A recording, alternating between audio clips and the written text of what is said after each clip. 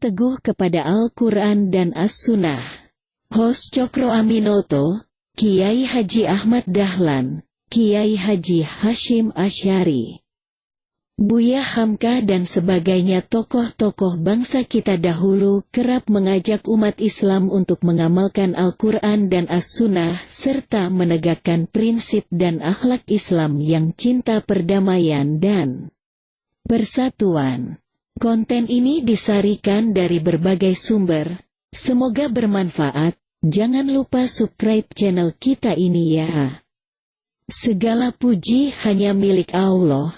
Kita memujinya, memohon pertolongan darinya, memohon ampunan kepadanya, dan kita bertaubat kepadanya. Kita pun berlindung kepada Allah dari keburukan-keburukan jiwa, dan dari kejelekan-kejelekan perbuatan kita. Barang siapa yang Allah berikan petunjuk kepadanya, maka tidak ada seorang pun yang mampu menyesatkannya. Dan barang siapa yang Allah sesatkan, maka tidak ada seorang pun yang mampu memberikan petunjuk kepadanya. Aku bersaksi bahwa tidak ada ilah yang berhak untuk disembah kecuali hanya Allah satu-satunya, yang tiada sekutu baginya. Dan aku pun bersaksi bahwa Nabi kita Muhammad adalah hamba dan Rasul-Nya. Ya Allah, limpahkanlah sholawat, keselamatan, dan barakah-Mu atas hamba dan Rasul-Mu, Muhammad, keluarga, dan seluruh sahabatnya. Amma ba'du, sesungguhnya Allah Azza wa Jalla telah memerintahkan kita untuk berpegang teguh dengan agama dan talinya, dan juga memerintahkan untuk bersatu di atasnya. Sebagaimana firman-Nya, dan berpeganglah kamu semuanya kepada tali, agama, Allah, dan janganlah kamu bercerai-berai. Quran Surah Ali Imran ayat 103. Jika ayat ini diperhatikan, Allah Azza wa Jalla memerintahkan kita untuk berpegang teguh dengan agama dan talinya, juga melarang kita berpecah belah. Ada sebuah isyarat yang menunjukkan bahwasanya berpegang teguh dengan agama dan tali Allah tidak akan mengakibatkan perpecahan. Dalam hal ini sekaligus mengandung makna bahwa perpecahan bukanlah bagian dari berpegang teguh dengan agama dan talinya.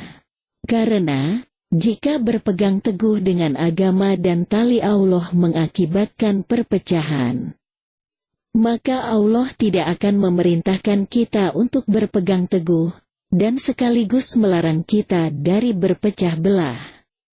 Karena hal ini kontradiktif. Jadi, berpegang teguh dengan agama Allah tidak akan mengakibatkan perpecahan dan berpisahnya seseorang dari hubungan sosial masyarakatnya.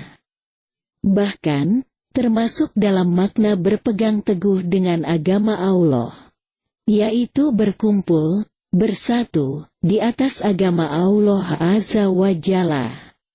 Dan dalam kehidupan berbangsa dan bernegara, tetap menjaga persatuan. Namun, sebagian besar kaum muslimin masih ada yang salah dalam memahami makna al-itisham, berpegang teguh dengan agama Allah ini. Sehingga, sebagian mengira bahwa ia telah berpegang teguh dengan agama Allah tatkala ia bersikeras di atas sikap dan pendiriannya.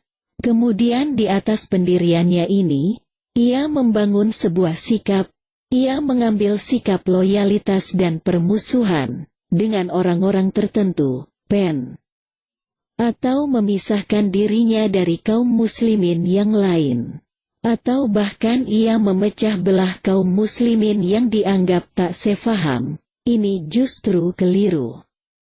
Dengan anggapan bahwa ia telah berpegang teguh dengan agama Allah, ia pun menyangka dirinya sebagai orang yang benar-benar memiliki girah, semangat dalam berpegang teguh dengan agama Allah. Dari sini, Maka kita harus benar-benar memahami makna al-itisham yang sesungguhnya, dan apa hakikat makna al-ijtima, bersatu, berkumpul di atas agama Allah ini.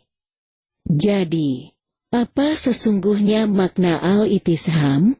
Makna al-itisham, berpegang teguh dengan tali dan agama Allah ialah seorang muslim melaksanakan seluruh perintah yang diwajibkan Allah kepadanya. Yang perintah wajib tersebut berkaitan dengan dirinya, dan sekaligus menjauhi segala perbuatan yang dilarang Allah kepadanya. Inilah salah satu makna al-itisham dengan tali dan agama Allah, yang berkaitan dengan pribadi seorang muslim. Di antara makna al-itisham dengan agama Allah adalah seorang muslim berdakwah dan mengajak orang lain kepada kebaikan yang ia berada di atasnya. Sebagaimana Allah Azza wa Jalla berfirman, demi masa, sesungguhnya manusia itu benar-benar berada dalam kerugian, kecuali orang-orang yang beriman dan mengerjakan amal solih. Dan nasihat menasihati supaya mentaati kebenaran, dan nasihat menasihati supaya menetapi kesabaran. Quran Surah Al-Ashr ayat 1-3. Surat ini mengandung perintah untuk beriman, beramal solih, lalu berdakwah kepada kebaikan. Tatkala seorang dai berdakwah, mengajak orang lain kepada kebaikan dan kepada hal yang ia berada di atasnya, berarti sudah merupakan sesuatu yang diketahui dari sunatullah al-kauniyah, ketentuan Allah yang pasti terjadi. Dan juga sesuai dengan nusyusi syariah, dalil-dalil syari. Sesungguhnya tidak setiap orang yang terjun berdakwah dan mengajak orang lain kepada Allah pasti akan diterima dakwahnya. Bahkan, para rasul pun telah didustakan dan dimusuhi oleh orang-orang yang memusuhi mereka. Syekhul Islam berkata, tidak ada seorang rasul pun, melainkan pasti ada di antara kaumnya yang memusuhinya. Dan telah datang seorang rasul pada hari kiamat, sedangkan ia tidak memiliki satu pengikut pun. Inilah ketentuan Allah Azza wa Jalla yang telah ia tetapkan keadaannya, dan telah diterangkan oleh nusyus syariah. Sehingga, tidak setiap orang yang berdakwah ilallah, mengajak orang lain kepada Allah, pasti akan diterima dakwahnya.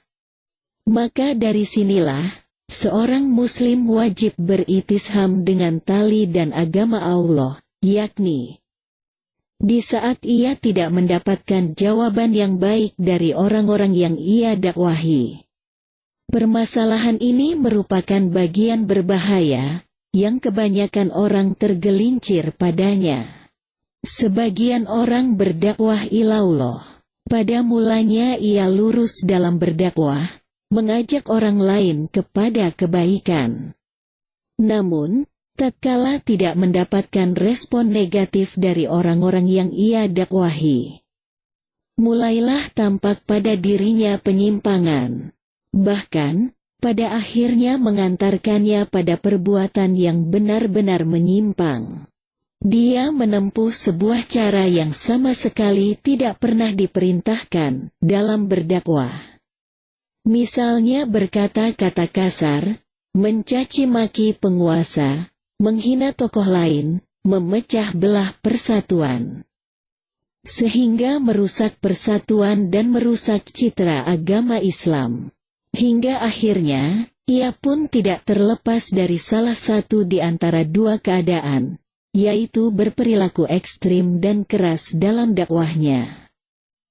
Dengan anggapan bahwa ia dituntut dan harus menunjukkan orang-orang kepada jalan yang benar.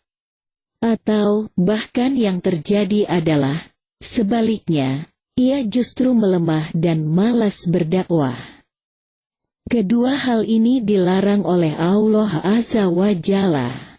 Allah telah melarang bermalas-malasan atau lemah dalam berdakwah. Sebagaimana firman-Nya kepada nabinya, maka bersabarlah kamu seperti orang-orang yang mempunyai keteguhan hati dari rasul-rasul yang telah bersabar. Quran Surah Al-Ahqaf ayat 35. Berdakwah haruslah dengan akhlak yang baik, santun dan merangkul sesama, menghindari segala aspek yang menimbulkan perpecahan di masyarakat, membantu pemerintah dan masyarakat dalam hal-hal kemaslahatan umat dan bangsa kita. Maksudnya ialah, bersabarlah dalam berdakwah, dan dalam mendakwahi orang-orang. Nabi Shallallahu Alaihi Wasallam juga telah memberikan peringatan tentang hal ini, agar umatnya tidak berlebih-lebihan dalam berdakwah. Bahkan sebelumnya, telah ada peringatan di dalam Al-Quran agar umatnya tidak berlebih-lebihan dan melampaui batas dalam mendakwahi orang lain. Ketika Nabi Shallallahu Alaihi Wasallam merasa sempit disebabkan pamannya Abu Talib yang tidak juga mau menerima petunjuk darinya, Allah Azza wa Jalla menurunkan sebuah ayat padanya. Sesungguhnya kamu tidak akan dapat memberi petunjuk kepada orang yang kamu kasihi, tetapi Allah memberi petunjuk kepada orang yang dikehendakinya. Surah Al-Qasas ayat 56. Jadi, Allah Azza wa Jalla telah menjelaskan, hidayah ini, tidak ada seorang pun yang memilikinya. Bahkan Nabi Muhammad Shallallahu Alaihi Wasallam sendiri yang dakwahnya mendapatkan pertolongan langsung dari Allah tidak memiliki jenis hidayah ini untuk orang yang terdekat dengannya, yakni pamannya. Oleh karena itu, yang wajib kita lakukan dalam berdakwah hanyalah mengajak orang-orang kepada kebaikan, memberikan nasihat kepada orang-orang yang menyelisihi kebenaran. Kita tidak boleh keluar dari kaidah dan batasan syariat dalam bermuamalah dengan mereka.